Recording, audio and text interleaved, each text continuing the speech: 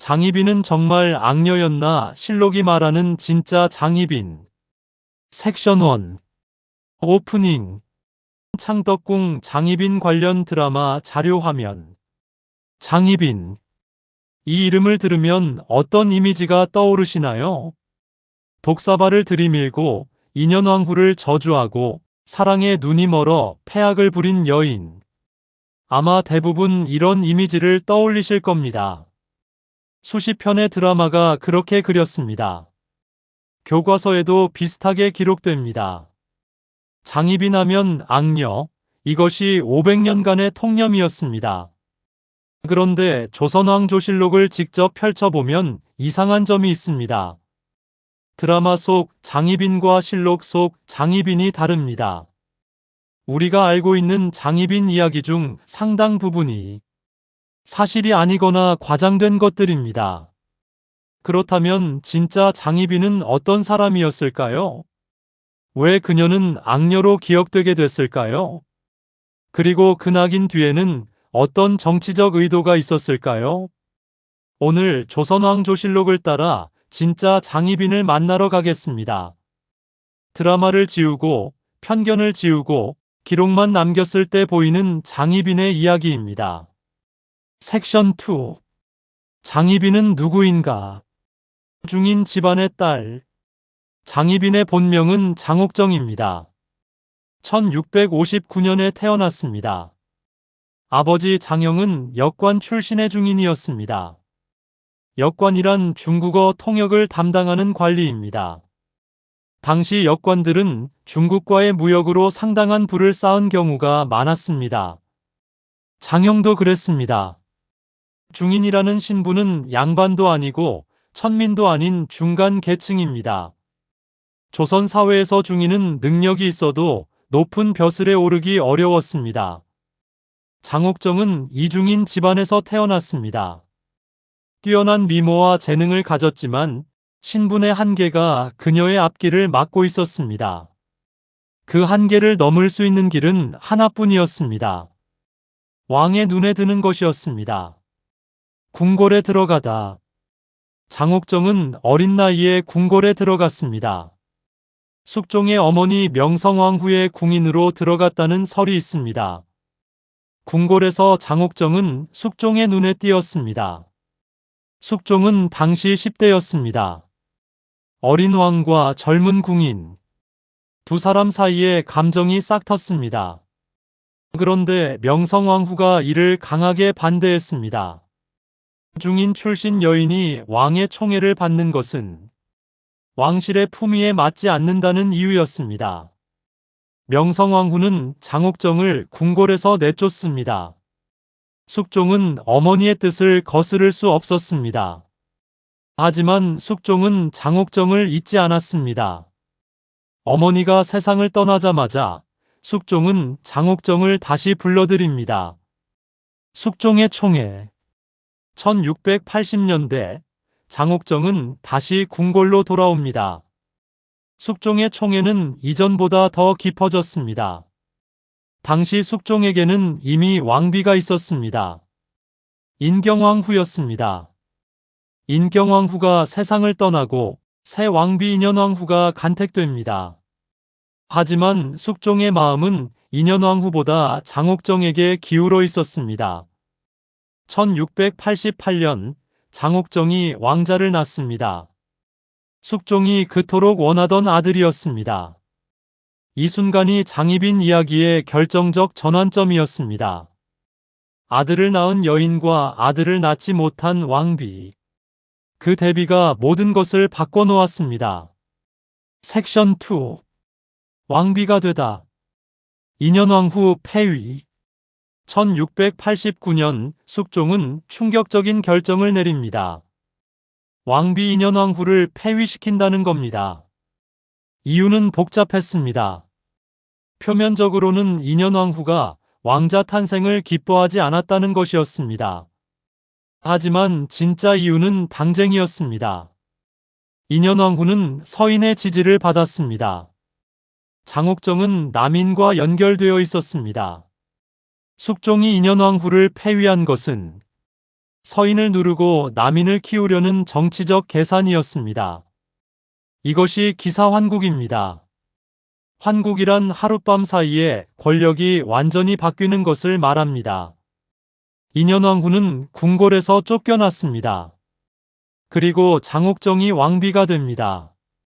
중인 출신 여인이 조선의 국무가 된 겁니다.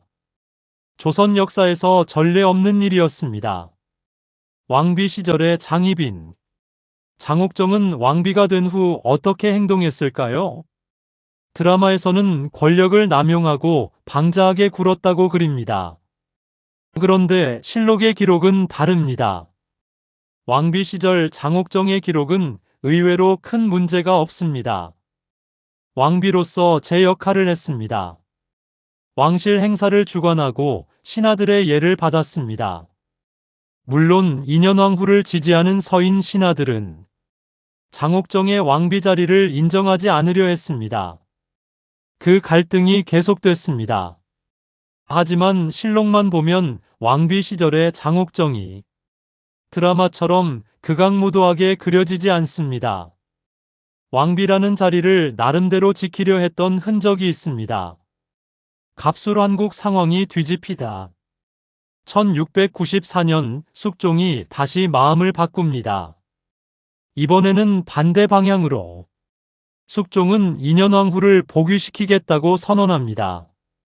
남인이 숙청되고 서인이 다시 권력을 잡습니다.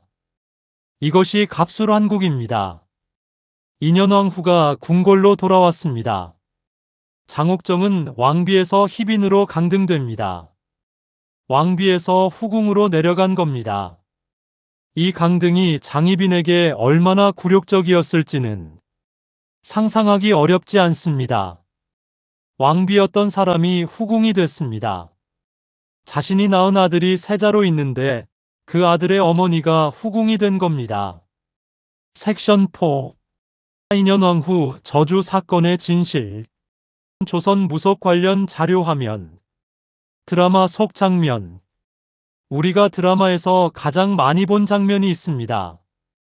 장희빈이 인현왕후의 초상화를 걸어놓고 저주를 퍼붓는 장면.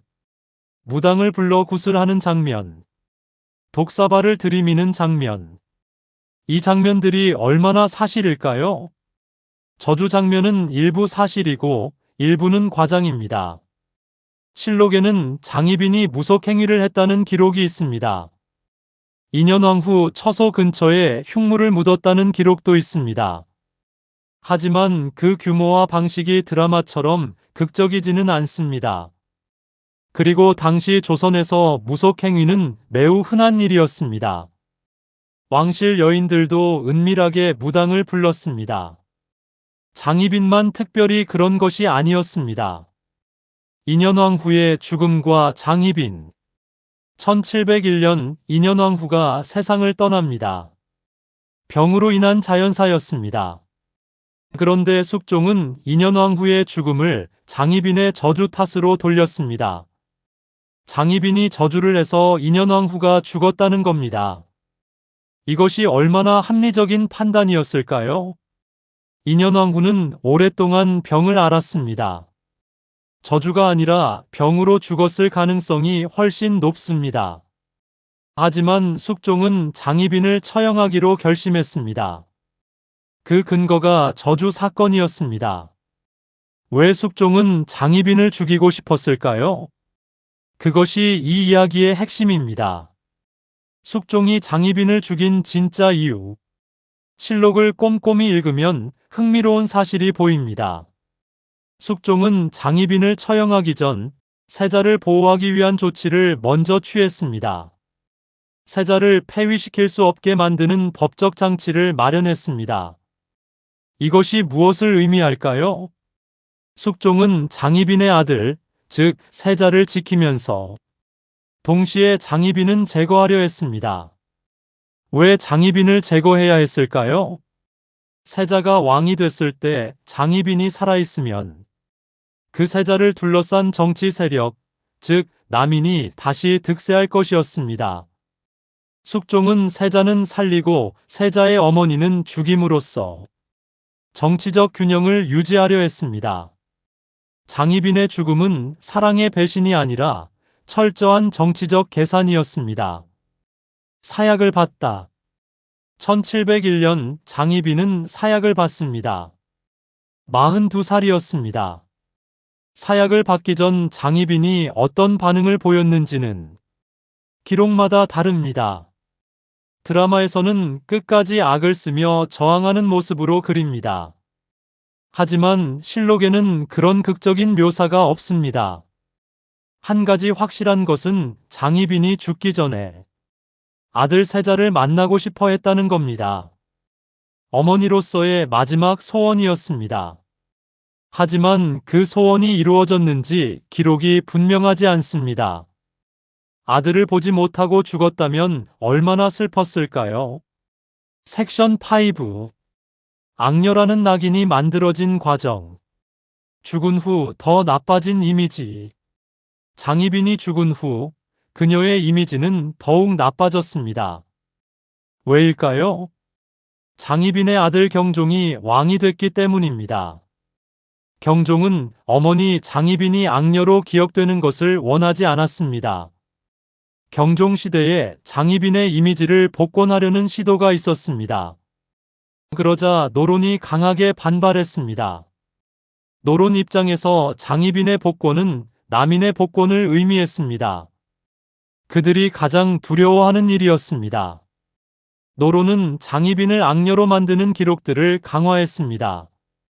나쁘게 쓸 수 있는 것은 최대한 나쁘게 기록했습니다. 장희빈의 이미지는 정치적으로 만들어진 측면이 큽니다. 역사는 승자가 쓴다.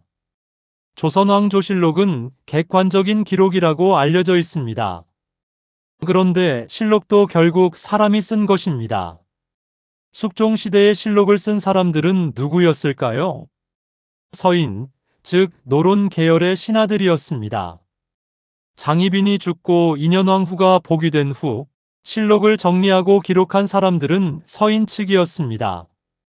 그들이 장희빈에 대해 어떻게 썼을지는 짐작하기 어렵지 않습니다. 적대적인 시각으로 기록했을 겁니다. 유리한 것은 빼고 불리한 것은 부풀렸을 수 있습니다. 역사는 승자가 씁니다. 장희빈의 역사는 그녀를 적으로 본 사람들이 썼습니다. 그것을 감안하고 읽어야 진짜 장희빈이 보입니다. 인현왕 후전의 영향. 장희빈 악녀 이미지를 만드는 데 결정적인 역할을 한 책이 있습니다. 인현왕 후전입니다. 인현왕 후전은 인현왕 후의 일생을 다룬 한글 소설입니다. 누가 썼는지 정확히 알려지지 않았지만 인현왕 후를 지지하는 서인 계열 인물이 쓴 것으로 추정됩니다. 이 소설에서 장희빈은 철저한 악녀로 그려집니다. 질투하고 저주하고 인현왕 후를 괴롭히는 여인. 이 소설이 당시 궁중 여인들 사이에서 널리 읽혔습니다.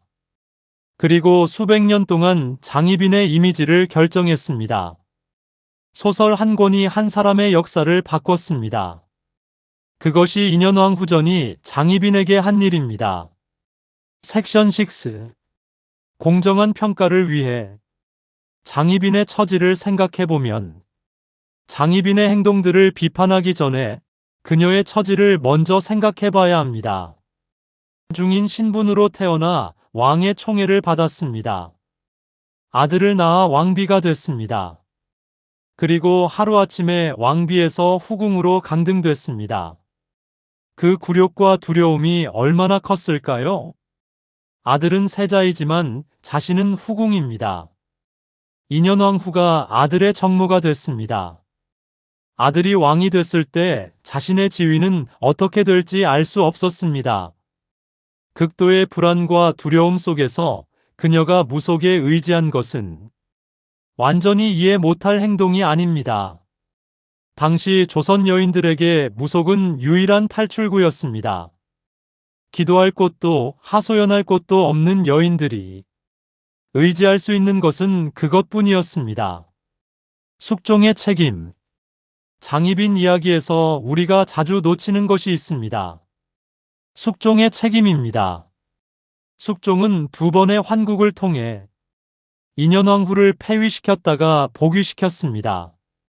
장희빈을 왕비로 올렸다가 후궁으로 내렸습니다. 이 과정에서 두 여인은 모두 상처를 받았습니다. 인현왕후는 쫓겨나는 굴욕을 당했고 장희빈은 오른 만큼 추락하는 비극을 겪었습니다. 이 모든 것의 원인 제공자는 숙종입니다. 자신의 정치적 목적에 따라 여인들을 올렸다 내렸다 한 사람. 하지만 역사에서 숙종은 크게 비난받지 않습니다. 모든 비난이 장희빈에게 집중됩니다. 이것이 공평한 역사의 평가일까요? 조선 여인들의 삶. 장희빈의 이야기는 단순히 한 여인의 이야기가 아닙니다.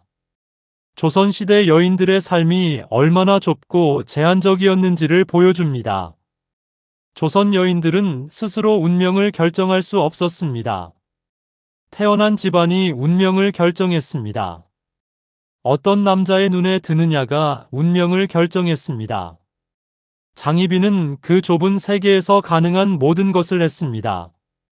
미모와 재능으로 왕의 눈에 들었고 아들을 낳아 왕비가 됐습니다. 그리고 그 모든 것을 잃었습니다. 장희빈은 악녀이기 전에 그 시대의 피해자였습니다. 자신을 지킬 방법이 없었던 여인이었습니다. 섹션 7. 장희빈의 아들 경종. 어머니의 죽음을 목격한 아이. 장희빈이 사약을 받을 때 그녀의 아들 세자의 나이는 14살이었습니다. 세자는 어머니가 사약을 받는다는 것을 알고 있었을까요? 알았다면 얼마나 두려웠을까요? 실록에는 세자가 어머니를 살려달라고 영조에게 빌었다는 기록이 있습니다. 아니, 숙종에게 빌었습니다. 하지만 숙종은 돌아서지 않았습니다. 정조가 뒤주 앞에서 울었던 것처럼 경종도 어머니의 죽음 앞에서 무력했습니다. 조선의 왕자들은 왜 이렇게 비극적인 기억을 안고 살아야 했을까요? 경종의 짧은 재위. 1720년 숙종이 세상을 떠나고 경종이 즉위합니다.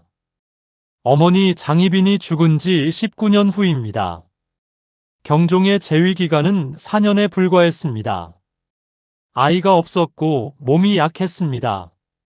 노로는 경종의 이복동생 연인군, 즉 훗날의 영조를 세제로 세우려 했습니다. 경종은 이것이 자신을 몰아내려는 음모라고 생각했습니다.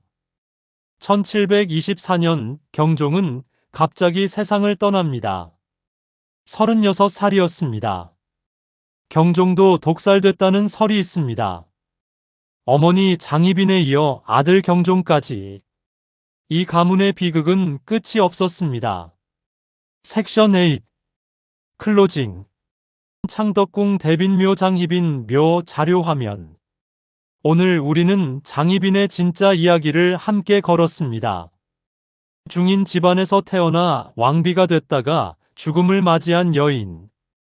악녀로 기억되지만 실록이 보여주는 장희빈은 드라마 속 장면보다 훨씬 복잡한 사람이었습니다. 그녀가 한 행동들 중 잘못된 것도 있었습니다. 무속행위, 인현왕후를 향한 적개심. 그것들은 사실이고 잘못된 것이었습니다. 하지만 동시에 기억해야 할 것이 있습니다.